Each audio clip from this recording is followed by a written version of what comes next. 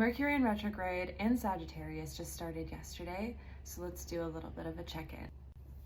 My name is Hannah. I've been an intuitive tarot reader for about 5 years, so I wanted to share a little bit of a message with you. Retrograde seems to be a scary moment.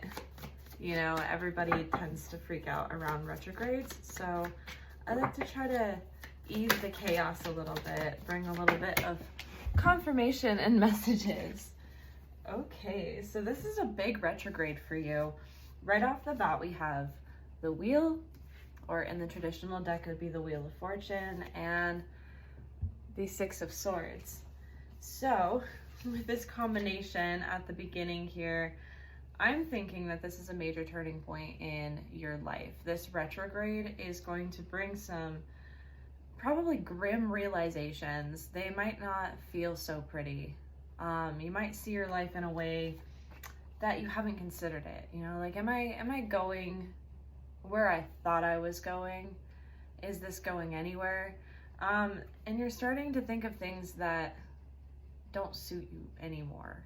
You're thinking of the things that you need to walk away from. And sometimes these things can be vices, you know, so they don't have to be external. Sometimes they can be internal. Sometimes it can be about the way that you talk to yourself.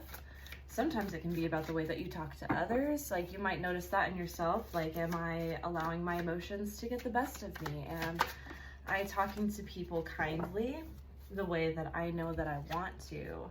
The Four of Swords. So you're taking the time to consider that. This period of time, this retrograde period, is a time for you to be considering all of those questions that I was just asking. So it's a self-check-in. But it's also a sign that you've already been through a storm and you have a lot to recover from. So sometimes when our emotions are getting the best of us, it's for a good reason. We're just still responsible for making sure that those emotions don't affect our relationships in negative ways, you know? Let's see. Yes, okay. So we have 2 aces coming out of this retrograde, which is really neat. We have the Ace of Cups. So all of that we were just talking about in the emotional self, you know, that emotional alignment, that check-in, am I being the best version of myself? Well, after you go through this period of introspection and consideration on those emotions, you are going to have that fulfilling moment of alignment, of security in your emotions. And then alongside that, we have logic. So you have a really powerful you have a very powerful combination here with the both aces. We have the Ace of Cups and the Ace of Swords. We have a beautiful blend of alignment in the emotional self and alignment in our intellectual self, in the self that makes decisions for our future. So you're not only finding alignment in your emotions, you're feeling alignment in the mind and the body.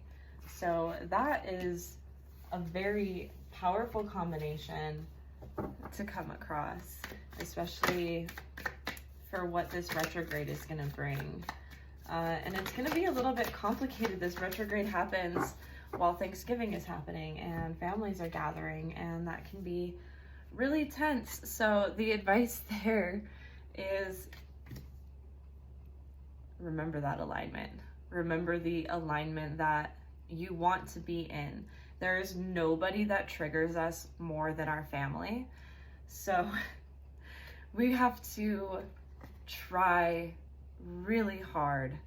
We have to be very intentional about how we are expressing ourselves, and we don't want to represent ourselves falsely. And when you let your emotions get the best of you in high emotion, high conflict situations, it becomes not you, you know, it becomes somebody that's not you, that's speaking through your own mouth. You know, you're letting the unhealed version of yourself out when you're allowing yourself to get into these kinds of arguments that may or may not happen around the holidays. And it's usually because everybody's tense.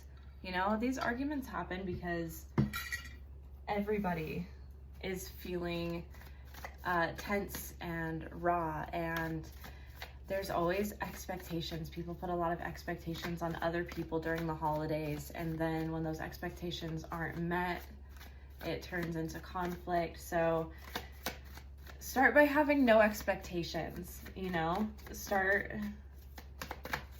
see.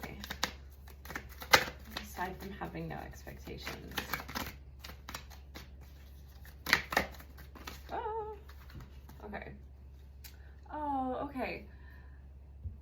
4 of Wands, 3 of Cups. Think community, think collaboration. So think problem solving, think solutions, don't think attack.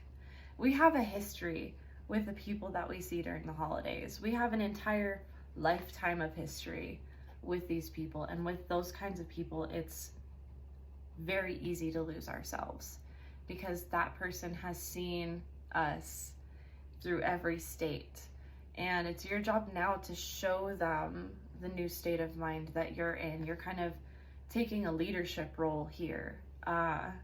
Set the example, set the tone, you know, and you don't have to argue, you know, if there's conflict in the family, and especially if it's unnecessary conflict happening, you know, just bickering, some unnecessary bickering, you can step in without overstepping, if that makes sense. Like, you can be the one to say, like, hey,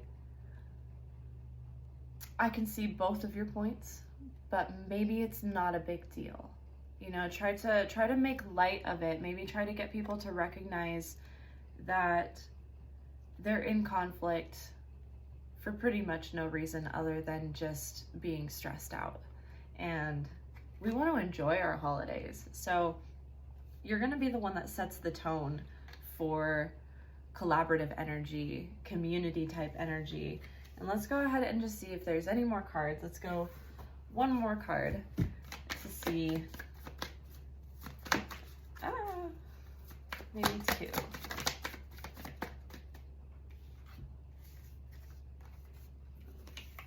Okay. This is an interesting combination that just came out. An unexpectedly interesting combination. We have like the 9 of Swords in reverse and the 5 of Pentacles in reverse paired with the 9 of Cups. And that's really interesting because, like, with this 9 of Swords and 5 of Pentacles, it makes me think that there's an illusion here. There's some kind of illusionary factor that is leading to your anxieties. Like, so if you have a lot of anxiety about your family members, like you don't think you're going to be able to get through it without someone starting a conflict or someone triggering something within you emotionally, these are based on the past. You know, these are based on past experiences. So all of this is a fear based on things that have already happened, but you don't know what's going to happen next. And if you're the one that sets the tone and you do your best to, then it can be a successful holiday. It can be one in which everybody feels seen and heard. And I think that that's the most important thing, is everybody's feeling raw and emotional during the holidays. So I think it's important that we make sure that everybody feels seen and heard, including yourself. You have to make sure that your emotions are also being seen and heard. So put yourself in rooms that are collaborative and are community-based and warm. You know, you deserve to have that kind of future for yourself. So do what you need to do to have it, if that makes sense. So this is just the start of the retrograde. We still have some time yet to go, but the outlook doesn't look too bad. It just looks like alignment. It looks like you're maturing and growing and finding out a lot about yourself. And honestly, that's really cool. It's nice to be able to step into a room full of your past people with a new growth mindset. So I'm excited to see what this holiday brings for everybody. Remember to breathe, relax, and think community.